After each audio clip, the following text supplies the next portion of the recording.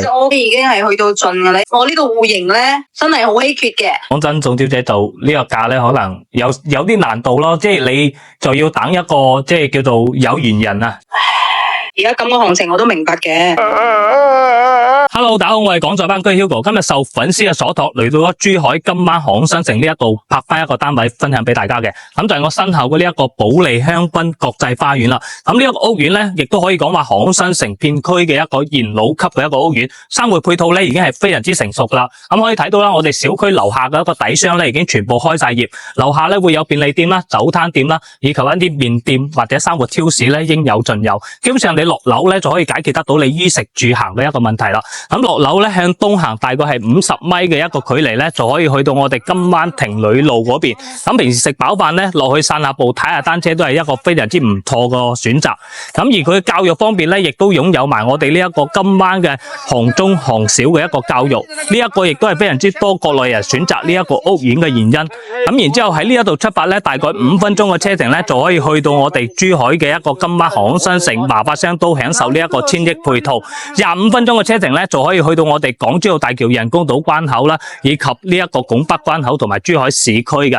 咁呢個屋苑咧，可以講話係目前整個航新城門檻最低、性價比最高嘅一個屋苑。我哋而家即刻帶大家入去睇睇先。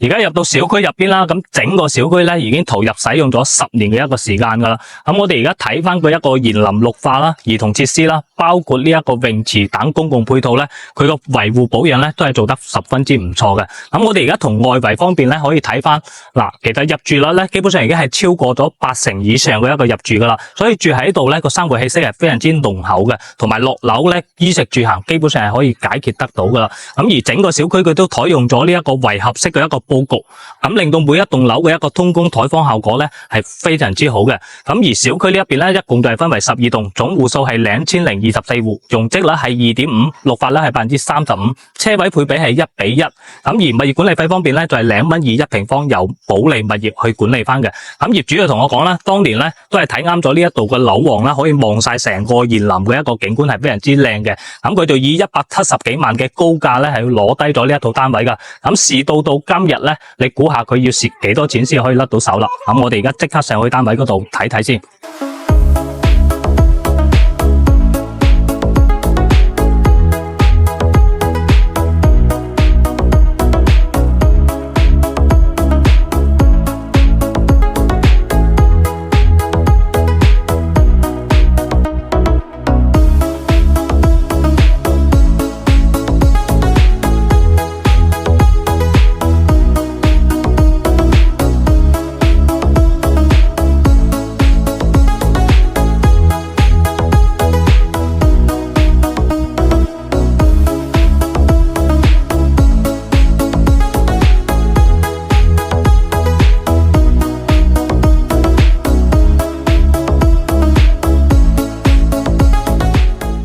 我哋而家上到單位呢一度咧，俾翻個電話業主睇下佢買翻個咩價錢先。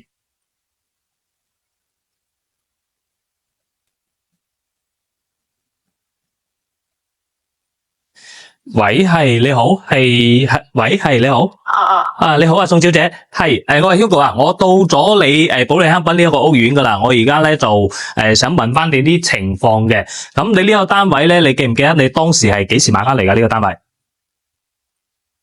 ？17年嘅元旦左右啊。17年元旦，咁你嗰陣時咧都係二手買翻嚟嘅，都唔係話一手業主嘅，係咪啊？係啊。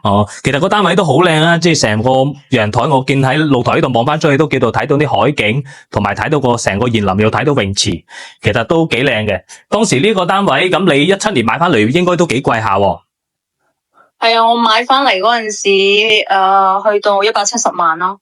170萬，因為呢個極係啊無遮擋，比較開揚，我先買嘅。170萬，咁你當時買翻嚟嘅話，個價錢我睇一睇下，170萬，你呢個即係幾大面積？你記唔記得啊？91.5，除翻91.5，話18000幾，不過當時我記得17年嗰陣時呢一邊個樓價都開始升啦，都貴嘅。不過你嗰陣時買呢個價錢就合理咯。但係你170萬係指你未包含你買家私啊，其他嗰啲費用都未包含晒喺入邊喎。係啊，即係淨係你個嗰陣時咧，套房係新嘅，都係開發商交標狀態咁樣嘅。哦，即係你當時買第一手嘅業主嗰陣時咧，佢哋係冇住過嘅，冇用過嘅，然之後佢係香港投資客嚟嘅，買咗落嚟擺喺度咁樣嘅啫嘛。哦，難怪。然之後後邊你17年就買咗之後，自己就搬咗入嚟，有住過下係咪？因為我就係我係買咗之後冇住啊，後尾過咗幾年之後住咗一下咁嘅咋。哦，即係買咗都係你17年買咗，你都係吉咗喺嗰度。咁然之後咧，又等咗成1-2個月咁上下，住咗時間冇，即係你計埋可能住咗1-2個月咁上下，成個單位。然後即係度假喺嗰度，可能就住下，平時唔喺嗰邊。哦，明白，因為我見你平時應該都喺澳門嗰邊多啲係嘛，都唔喺珠海多啲。係啊，澳門同深圳。吓，咁其實呢個單位個景靚嘅，不過而家你談樓，我想問翻咧，你談樓係而家仲差銀行錢啦，定係已經一次過俾提錢噶啦？按貸款嗰度應該仲有90萬左右啊，90零萬或者90萬左右，我唔記得咗啦，差唔多，反正9字頭咁上下。咁呢一個如果打香港，如果到時候有買家要呢一個還款，你可以自己搞掂翻嘅。問題唔大應該。OK， 咁好啦，咁其實咧主要仲係想問翻你，而家個行情你都知啦，其實而家個價錢你係硬蝕噶啦，因為我計咗你條數咧，你當時170萬，你供咗咁多年，你利息加埋，佢確起碼都要蝕大幾廿萬，而家先可能好甩手。係啦，雖然個單位係靚，吓唔止啊，差唔多啦，係咪啊？所以冇辦法，因為呢個係行情問題咯。但係而家確實你想要甩手快嘅，確實係要成個小區嚟講，你騰樓有一定嘅性價比先容易甩手。即係好似我早期去拍咗嗰啲時代珊瑚海，你知唔知啦？其實你哋屋苑咧，最好對比咧，應該就係時代珊瑚海嘅，因為你哋同時代珊瑚海嘅樓齡係差唔多噶嘛。咁咧，而家嗰邊咧，我近期拍咗一啲即係即係91平方嘅咧，大概都係81萬到。但係當然啦，你呢一邊個保利個保養咧，確實係做好過時代個保養嘅，呢個我知嘅。咁同埋你個景確實係靚。咁啦，而家我想問翻你一點咧，就係宋小姐，你個單位我見到你而家喺出邊掛緊係145萬啊嘛，係咪？咁其實呢個價錢145萬，我諗比較難放嘅。即係其實你呢個價錢你自己仲有冇心目中嘅一個比較理想啲嘅價錢咧？即係你自己比較理想啲嘅，即係而家降個價。其實我145萬咧已經係去到盡噶啦，因為當時嘅拱咧，你都知噶啦，景幾，我呢個戶型咧係真係好稀缺嘅，咁所以係一棟樓。咁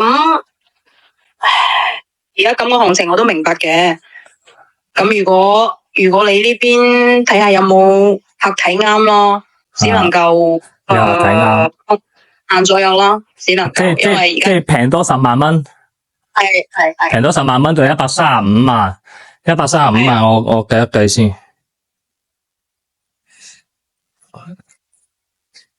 都成14000幾，因為14000幾咧，講真，宋小姐做呢個價咧，可能有啲難度咯，即係你就要等一個即係叫做有緣人啊，即係叫做真係。